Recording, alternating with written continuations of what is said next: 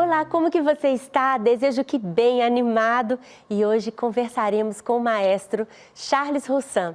Você vai entender as suas funções, as suas habilidades na condução de um grande instrumento sonoro pelas mãos. Fique ligadinho comigo, porque este é o meu, mas é o seu, no universo da música, com Patrícia Valadão.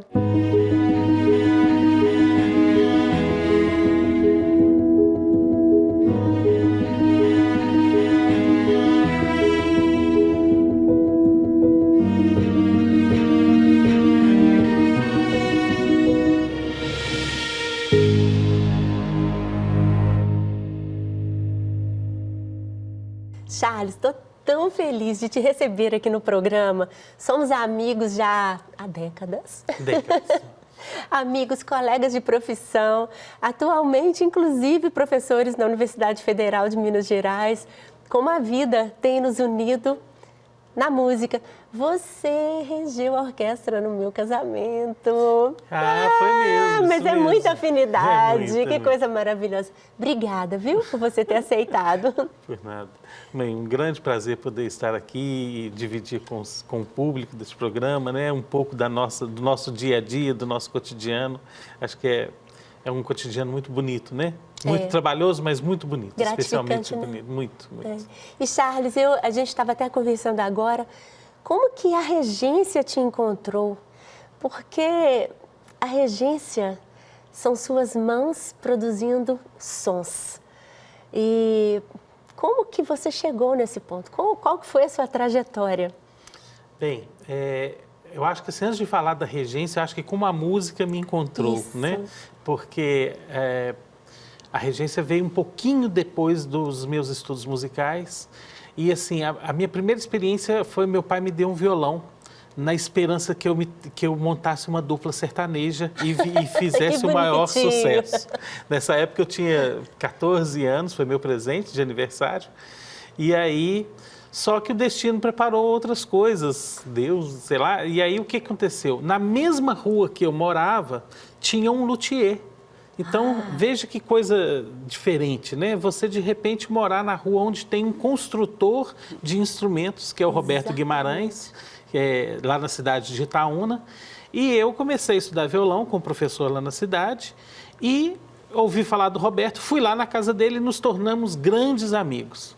E aí o Roberto, que já tinha uma experiência de estudar violino, ele não só construía, mas tocava, ele começou a me mostrar o repertório, a música de Bach, a música de Beethoven, Stravinsky, essas coisas todas, e isso foi muito significativo na minha vida.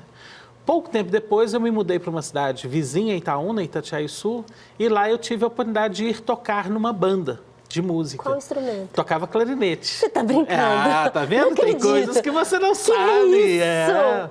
Então, eu toquei clarinete muito tempo nessa banda, até o dia que o maestro resolveu se aposentar. Ele já estava mais velho, resolveu se aposentar. E aí, eles falaram assim, gente, o Charles é o que tem mais experiência aqui, porque ele lê partitura muito bem. E eu já fazia isso por causa do violão. E aí me colocaram para poder reger a banda de música. Fantástico. Inclusive, esses dias, foi numa festa de um santo padroeiro, São Bento, salvo engano, no mês de julho. Está fazendo por volta de uns 34 anos o meu primeiro concerto regendo a banda de Itatiaia-Sul. E aí, quer dizer, aí eu comecei regendo a banda lá e aquilo se transformou num emprego junto à prefeitura local. E aí eu resolvi me profissionalizar e vim para Belo Horizonte, mas eu não tinha condições de passar no vestibular de regência naquela época. Que tinha que tocar piano, né? Claro. Tinha que tocar violino, e o meu instrumento que eu tocava bem era o violão, assim, tocava melhor. A clarineta eu sobrevivia, né? E aí eu resolvi fazer o vestibular para violão e fui puxando ali as matérias da área de regência. E quando eu vi, eu já estava formando em regência e não em violão. E aí sim a regência me escolheu, porque aí foi, quer dizer, uma série de acontecimentos tomaram lugar, né? Eu vinha reger coral, vinha reger lá aquele luthier que eu tinha comentado antes. Ele juntou um grupo de alunos que ele dava aula de violino de graça para os alunos, assim, uma pessoa muito altruísta. E aquele grupo de alunos dele foi a minha primeira orquestra. Então nós passávamos todo o sábado ensaiando de 9 da manhã às 5 da tarde. Né? Você tá brincando? Então eu passei vários anos indo para Itaúna e isso foi ótimo para mim, porque era uma orquestra que eu podia experimentar as coisas que eu estava trabalhando na universidade. Charles, que fantástico! Tá vendo? E aí, depois você formou, saiu definitivamente de Itatiaia-Sul? Saí definitivamente, mudei-me para Belo Horizonte e aqui trabalhei numa série de locais com coros de igreja, com um projeto social na área da música, onde a gente montou uma orquestra lá no bairro Arão Reis, no Centro Social Frei José Renato. Inclusive, uma filha de uma aluna dessa orquestra que foi montada lá nos anos 2000, hoje esses dias ganhou uma bolsa, está fazendo violino nos Estados Unidos. Olha só. Você vê, às vezes a gente faz alguma coisa e aquilo, talvez para aquelas pessoas não tem tanto impacto, mas numa próxima geração já acontece as coisas, né? E você hoje lá nesse, hoje lá nesse Centro Social Frei José Renato, tem um grande movimento na área da música, na música erudita, no estudo de instrumentos de corda e vai por aí fora. É o plantio, né? São as sementes que você foi jogando aí e continua jogando. Teve uma época também que você foi maestro da Orquestra Sinfônica de Minas Gerais. Sim, eu trabalhei no Palácio das Artes em 2 momentos. Eu trabalhei como regente do coral lírico, 2003, 2005, mais ou menos, foram 2 anos e pouquinho. E depois, em 2008 até 2011, eu trabalhei como regente da Orquestra Sinfônica. E só saí de lá para poder ir para a universidade, né? O que deixa a gente um pouco com um aperto no coração, né? Mas, por outro lado, a gente vê que na universidade a gente tem uma capacidade de multiplicação muito grande, né? Porque a gente tem vários alunos, não só de regência, mas de prática de orquestra, e era algo que eu conhecia. Um trabalho muito significativo também foi o que eu desenvolvi na cidade de Ouro Branco. Sim, né? Eu lembro que você ia muito para lá. Era uma orquestra? A gente montou lá nós montamos uma orquestra com alguns dos músicos de Itaúna, então você veja que a coisa foi se ramificando, né? Então, músicos de Itaúna foram comigo trabalhar lá em Ouro Branco e aí nós conseguimos, hoje lá existe um movimento na música muito grande, né? Construir uma sede enorme, é uma coisa muito legal. Que lindo! E Charles, no Palácio, então, você trabalhou com coro e com orquestra. Isso. 2 organismos, 2 instrumentos distintos. Sim. Quais são as principais diferenças que você observou em termos da técnica de regência mesmo, de atuação, de técnica? Sei. Bem, o Palácio das Artes é um local, né, com músicos profissionais, com uma agenda muito apertada, né? Sim. Então, muitas vezes a gente começa a ensaiar na segunda-feira para fazer um concerto na quinta. Isso mesmo. Né? Então, as coisas têm que ficar prontas muito rápido, seja na orquestra, seja no coro. Agora, eu sinto que a comunicação com os instrumentistas é muitas vezes muito mais técnica e assim, aqui nós vamos fazer o arco assim, nós vamos fazer com essa dinâmica, não sei o quê, não sei o quê, não sei o quê. Já com o coro, eu vejo que a gente muitas vezes tem que trabalhar mais o lado emocional. Imagens. E essa parte assim de tentar convencer a questão musical pela questão expressiva. O cantor, essa parte expressiva, é realmente o centro da atenção dele, né? Se às vezes ficar falando assim, essa colcheia, não sei o quê, mas se falar essa emoção, aí você ganha o cantor. A atenção deles, você ganha né? atenção e o resultado fantástico. É muito mais visível. Chegou a reger balé?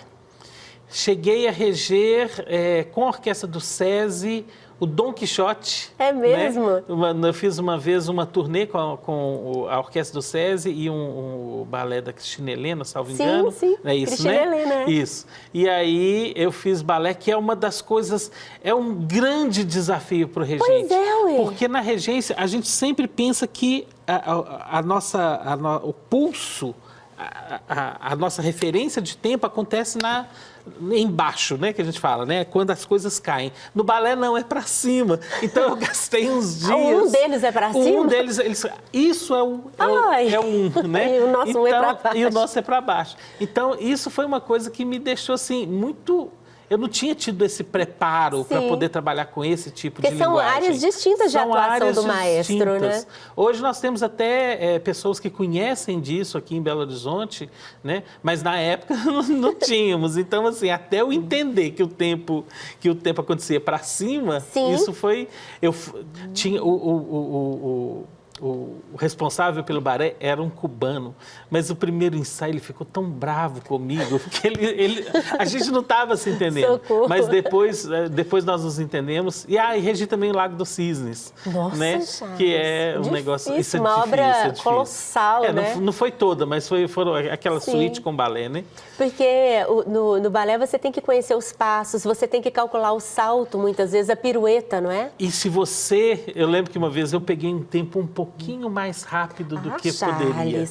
Gente, a hora que eu voltei para agradecer, as bailarinas olhavam para mim com uma cara assim, maestro, hoje a gente teve que dançar muito rápido. Imagina, mas isso é uma coisa à parte, assim, é uma competência que eu admiro muito. Eu perguntei de curiosidade, porque eu conheço o seu viés nos concertos sinfônicos e óperas também, né? Mas eu perguntei porque fiquei curiosa, mas viu? Já passei por isso. Espero passar uma outra vez com mais tempo para poder preparar. E ópera, Charles? Bem, ópera, lá na escola nós temos o Ópera Estúdio, né, na Escola de Música, né, que é um projeto onde a gente procura dar a experiência na área de ópera, tanto para os alunos de canto quanto para os alunos de regência. E lá nós já montamos diversos títulos com os alunos, esses alunos que eu citei, e com os músicos da orquestra, a Orquestra Sinfônica da Escola de Música da UFMG. E aí, gente, a ópera é das coisas melhores que a gente tem para poder, assim, eu sou suspeito, delicioso, né? Mas outro dia um aluno meu de regência, ele estreou uma ópera que ele mesmo compôs. Que legal! Né? O Felipe Queiroga, ele compôs a ópera, chamou O Fantasma de Canterville. E aí...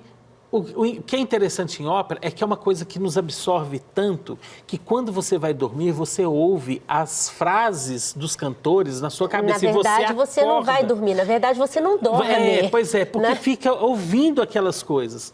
A primeira vez que eu passei por isso foi na ópera Così fan tutte, que foi o meu trabalho de formatura, né? E aí, gente, até hoje eu sou capaz de cantar, acho que se não a totalidade, a quase totalidade dessa ópera, de tanto que a gente ensaia. Porque a ópera é uma coisa que se ensaia muito, né? E quando vai chegando perto da récita, aí os ensaios ficam quase que o dia inteiro. Exatamente, né? São mais intensos, São muito intensos, né? Diferente do concerto sinfônico, que assim, você vai lá e ensaia de segunda a sexta, segunda a quinta, 3 horas por dia e vai embora para casa. Não, a ópera não. Você chega às 8 e você não sabe que horas que você vai embora. Exatamente, né? repete, porque tem cena, tem que olhar a parte musical também. Sim. Ou seja, você é o diretor musical do espetáculo, a sua atenção é toda voltada ali para tudo que está acontecendo. E né? você tem que prestar muita atenção na relação com o trabalho do diretor da cena, porque muitas vezes... alguns elementos musicais precisam daquele direcionamento. Sim. Às vezes ele pede um cantor para sair de um lado do palco e ir até o outro, e você tem que segurar uma nota longa para o cantor poder fazer isso. Exatamente. Né? Então isso é uma questão que é um trabalho muito colaborativo, muito estreito, mas muito gratificante. Fantástico. Ó, a gente tem muito assunto. Temos sim. Mas no nosso programa a gente tem uma pauta chamada Pauta Curiosa. Olha e só. ela é uma pílula de conhecimento para você.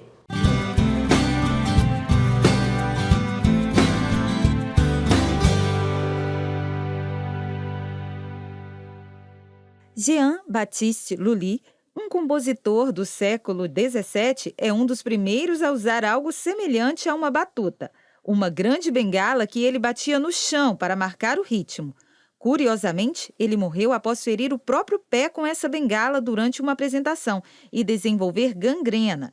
A batuta é uma extensão do gesto, uma ferramenta que amplifica os movimentos e dá precisão à condução musical. Com ela, o maestro indica o tempo, as entradas, as dinâmicas e a expressividade de cada trecho da obra.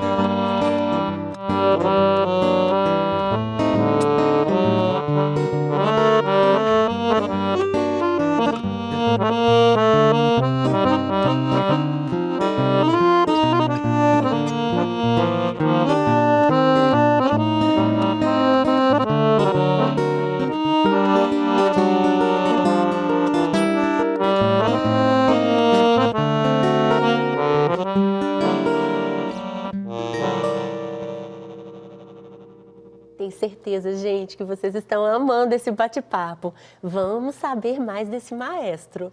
Charles, indo agora para um lado técnico, porque a história que nos cercam, né, são várias. Sim, sim. Diferença em reger com as mãos e com a batuta. Pois é, a batuta, ela aparece na regência, principalmente quando as orquestras começam a ficar muito grandes, né? Antigamente, na época, ali por volta de 1700 e pouquinho, 1800 e pouquinho, as orquestras eram muito pequenas, 15, 20 pessoas. Então, assim, muitas vezes o maestro regia tocando violino, né? Ou tocando cravo e bastava, porque Tudo era muito certo. pequeno, todo mundo se via. Só que a partir do início do século XIX, as orquestras começaram a ficar muito grandes, né? E aí nós passamos a ter orquestras com 80, 90, 100 e poucas pessoas. E aí começa a não ser tão fácil de se ouvir. Né? Quer dizer, alguém que está do lado de cá, ele está muito distante do tubista que está do outro lado e suponhamos que alguém toque uma nota muito forte do lado dele. Ele não tem como ouvir o que está sendo como referência para outros grupos. Aí o maestro começa a ser uma necessidade, né? E aí, nesse sentido, a batuta, ela ajuda um pouquinho, porque como ela é um objeto branco e normalmente a gente usa uma roupa preta, ela se destaca muito, né, com a luz do palco, essas coisas todas, né? Mas existem grandes maestros que regem somente com as mãos, né? Pierre Boulez, hoje a gente tem até tem um maestro russo que ele, às vezes, rege com palito de dentes. Então, assim, você fala assim, gente... Charles, eu não enxergo. Não ia, mas isso é só para ele, mas ele rege muito bem. Mas o resultado que ele consegue é muito bom, mas é bem inusitado isso, né? Mas, agora, o coro, quando a gente rege somente o coro, ou a capela, né, sem acompanhamento, ou só com o piano ou órgão, normalmente a gente rege só com as mãos, porque aí a gente consegue mais expressividade. É aquilo que eu tinha falado do trabalho com os cantores, né? Você moldar o som com a mão é mais fácil, e com o coro você tem isso, né? E também ajuda, porque normalmente os cantores ele tem as partes de todos os colegas. Sim. Na orquestra isso não acontece, né? O músico de orquestra, ele só tem a parte dele. Ele não sabe o que está escrito para o violoncelo, né? Então, nesse sentido, os gestos do maestro ajudam mais. E a diferença, quando você... a diferença não, o equilíbrio sonoro. Uhum. É você que determina, você que ouve, você que vai equalizando os naipes. Exatamente. É isso mesmo? Aí o que acontece? O compositor deixa para a gente uma receita, né? Então ele deixa ali, ó, eu quero isso aqui forte e eu quero, né, forte, é sonoro, né? E eu quero isso aqui bem baixinho, que a gente chama de piano. Sim. Agora, o que é forte e o que é piano? Isso, Porque uma isso tuba depende e uma muito, flauta. né? Porque isso depende muito da sala. É igual eu vejo nas receitas. Coloque um punhado de sal. O que é um punhado de sal? Eu tenho uma mão grande. Se eu pegar um punhado de sal e a minha esposa pegar, que ela tem a mão pequena, pegar um punhado, são coisas muito diferentes, né? Por outro lado, eu também acho que essa indefinição da receita do maestro, ela também abre espaço para uma certa interpretação e uma certa singularidade das interpretações. Quer dizer, tem gente que vê o Mozart como um compositor muito dramático, por exemplo, na sua Sinfonia 40, né? Outros veem como um anjinho, uma coisa muito angelical. E eu acho que a partitura, ela tem espaço para as duas visões, né? E aí a dinâmica é uma das formas mais contundentes para a gente poder fazer essa diferença, né? Entendi. Então, assim, eu vou moldar o forte ao meu gosto, e aí eu sou o cozinheiro que está seguindo uma receita lá do compositor, e nesse moldar, é lógico que eu vou pôr um pouco do meu espírito, né? Sim. Porque a gente não consegue se anular completamente De jeito junto nenhum. com o compositor, né? Então, eu acho que isso é uma parte muito boa. Agora, é óbvio que a gente também tem certos critérios. Aquilo que é mais importante tem que estar em evidência. Sim. Mesmo que esteja escrito para um outro instrumento forte, se a melodia, que é a parte que deve ser ouvida, não está sendo ouvida, o outro instrumento tem que segurar a mão um pouquinho, né? Porque senão ele vai ficar mais forte do que o colega, né? E isso não deve. É verdade. Outra pergunta. Já vi que muitas vezes a grade orquestral do maestro é um livrinho desse tamanho que não dá para enxergar nada, estão todos os instrumentos ali. E às vezes o maestro leva aquele livrinho pequenininho, em vez de levar uma partitura maior, e está regendo com o caderninho. Na verdade, não dá para ele enxergar nada, né, não Charles? Dá. E aí você tocou num ponto que eu acho que é muito importante para todos os regentes, que o Magnani comenta no livro dele, né? Nosso professor, que ele comenta que existem alguns maestros que têm a cabeça na partitura e outros que têm a partitura na cabeça. Impressionante, sim. Né? Ou seja, essa situação daquela pessoa que leva um livrinho, e eu já vi o Cláudio Abbado regendo obras, né, enormes, com aquelas partiturazinhas pequenas, mas ele levava a partitura apenas para poder, na hora do ensaio, falar compasso tal, trecho tal, Sim. etc. Então, ele usava ali para poder ver aonde que ia começar, achou aonde ele precisa indicar para todo mundo, ele começa a reger, porque a partitura, a música, está muito bem estruturada na cabeça dele. Fantástico, Charles. Bem, você enviou para nós um vídeo maravilhoso em uma performance e será uma oportunidade excelente para o nosso telespectador poder te assistir. Vamos lá? Bom.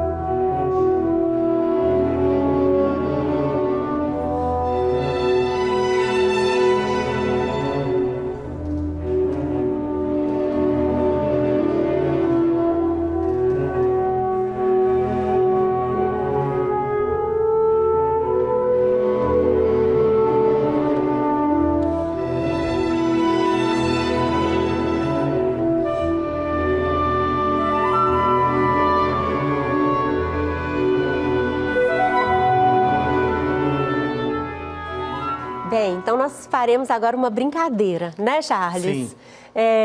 Eu serei sua orquestra. E que grande orquestra, hein? Vou representar aqui uns 90 músicos diante do meu maestro. Tá certo. E você irá me reger. Nós escolhemos 2 trechinhos de áreas de ópera bem conhecidas. Isso. Né? Será improvisado, porque nós não temos um cantor e eu não vou me aventurar a cantar, tá bom? Eu gostaria, espero vê-la uma hora fazendo isso. Não queira, né? não queira, tá? E vamos começar então com aquela famosa área do Fígaro, né? Que ele fala Fígaro. Fígaro. Exatamente. Ela é muito engraçada porque o Rossini, ele brinca muito com essa coisa do muito forte e do muito piano, né? Exatamente. E às vezes essas coisas, essas paradas assim, a introdução, que é o que a gente vai fazer, tem esses 2 elementos. Exatamente. Vamos lá? lá.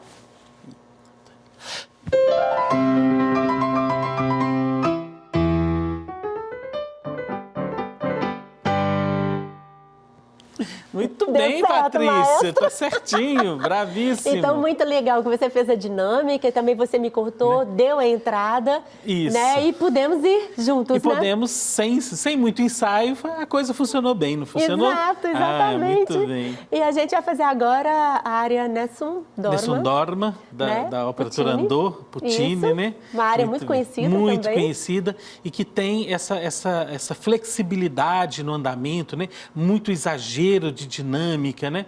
Uma coisa, são elementos muito próprios desse do grande romantismo em ópera, É né? muito linda, muito muito linda, bonito. né? E aqui realmente estarei representando E você um vai grande tocar, uma corpo grande, sonoro, isso, né? 3 trombones, 4 trompas, um monte de percussão, 60 instrumentos de cordas, tudo isso nas 88 teclas do seu piano. Vamos lá. Vamos lá.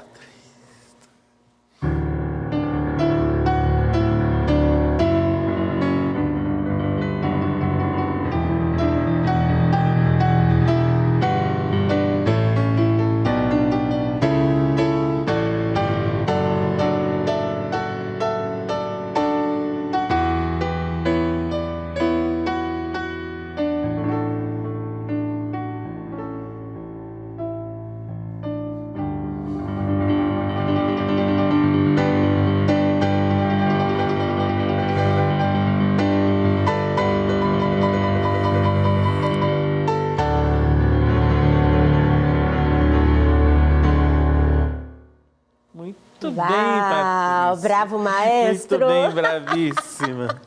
Aqui. Charles, muito obrigada, viu? Eu que agradeço por a você oportunidade. ter cedido esse tempo, estar aqui, esse bate-papo tão gostoso de amigos. Pois. E eu quero que você deixe uma palavra para o jovem maestro, esse que está se encantando com essa arte de produzir som com as mãos. Sei, pois é.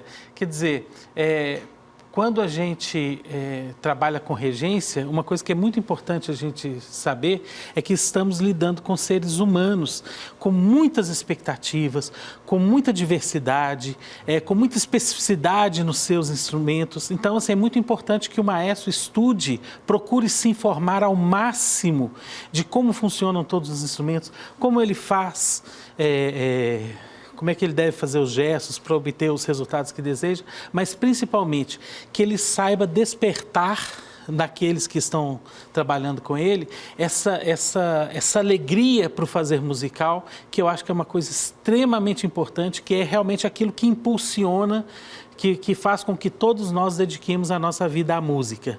Então, que o maestro sempre procure trazer do músico e despertar no músico essa alegria. E você falou uma coisa muito importante, que é isso, o maestro inspira. Isso. Né? Ele inspira, ele vai realmente retirar de nós a música com as mãos mesmo, com essa energia, né? Com essa força, né, Charles? Exatamente. É isso mesmo, muito obrigada. Eu que agradeço, Patrícia. Bem, e para finalizar o nosso programa, quero convidar você para um momento de oração. Existe uma música que eu gosto muito, que ela fala sobre a bondade de Deus. E o Salmo 23 fala que certamente a bondade e a misericórdia nos seguirão todos os dias da nossa vida. Então, que você tenha esse tempo agora para orar, para colocar as suas necessidades diante de Deus. Vamos juntos.